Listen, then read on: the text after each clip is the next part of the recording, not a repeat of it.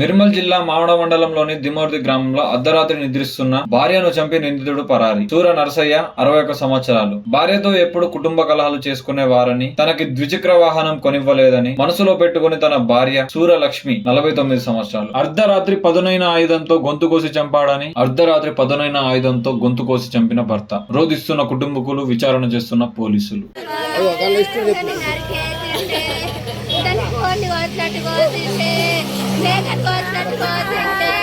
దాన్ని కోసినట్టు నిన్ను కొయ్యాలరా, నా మేమన్నదిరా.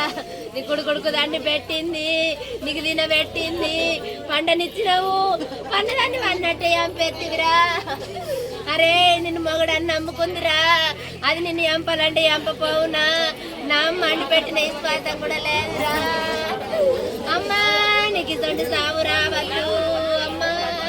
నా అమ్మ నిన్ను అన్నదాన్ని ఎట్లా నరకబుద్ధి అయిందే అమ్మో. నా అమ్మని తలకాయని తీసిండే అమ్మో. నా అమ్మ